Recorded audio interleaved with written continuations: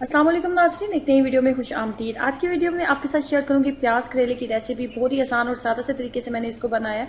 मैं इसको घर में किस तरीके से बनाती हूँ वो रेसिपी आपके साथ शेयर करूंगी। आइए जानते हैं।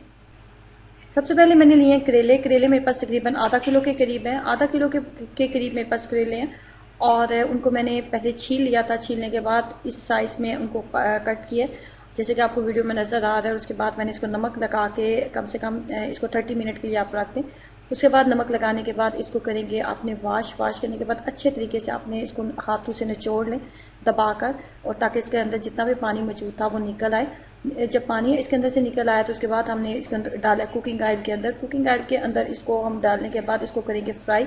बहुत ज़्यादा आपने इसको ब्राउन बिल्कुल भी नहीं करना। अगर बहुत ज़्यादा ब्राउन कर देंगे तो ये इतने अच्छे नहीं बनते, बिल्कुल ड्राई हो जाते हैं। तो जैसे ही इसका जो कलर है, थोड़ा सा जो ग्रीन कलर है वो थोड़ा सा डार्क होने लगे तो आप इसको निकाल लेंगे।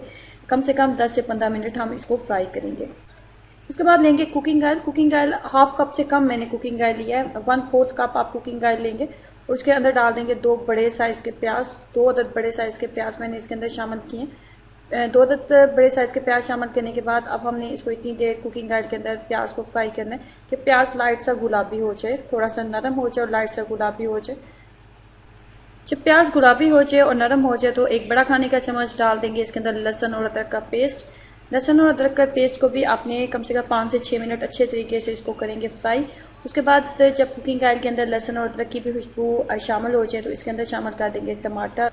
टमाटर की मिकदार मेरे पास 3 से 4 अदद दरमियाने साइज के मैंने टमाटर लिए थे और वो मैंने इसके अंदर शामिल कर दिए। 3 से 4 अदद दरमियाने साइज के टमाटर का मैंने इस्तेमाल किए। उसके बाद इसके अंदर शामिल कर दूंगी वो करेले जो मैंने सबसे पहले फ्राई किए थे। वो करेले भी टमाटर के साथ ही हम इसके अंदर शामिल कर देंगे। अब यहाँ पे डालेंगे इसके अंदर मसाले। मसाले इसके अंदर बहुत ज़्यादा शामिल नहीं होते। इसमें सबसे पहले शामिल करेंगे हम नमक। नमक आप अपने टेस्ट के अकॉर्डिंग इसके अंदर डालेंगे। उसके बाद एक बड़ा खाने का चम्मच मैं इसके अंदर डालूंगी लाल मिर्च पाउडर।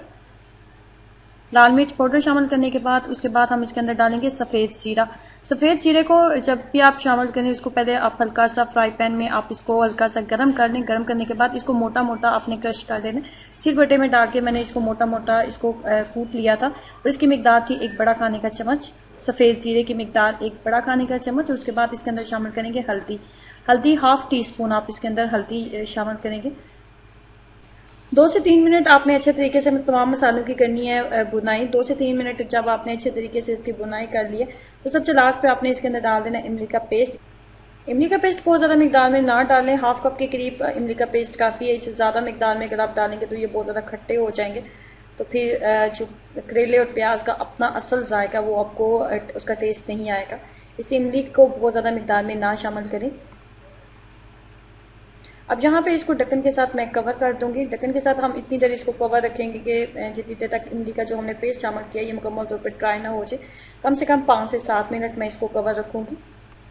5 से 7 मिनट के बाद ये कुछ इस तरह हो जाएगा मुकम्मल ड्राई। उसके बाद एक बड़ा खाने का चम्मच इसके अंदर शामिल करेंगे कसूरी मेथी।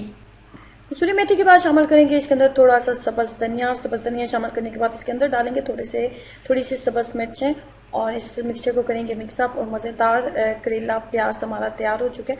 ज़रूर इस रेसिपी को ट्राई कीजिएगा और अपना एक्सपीरियंस में ज़रूर शेयर करें कि आपको इसका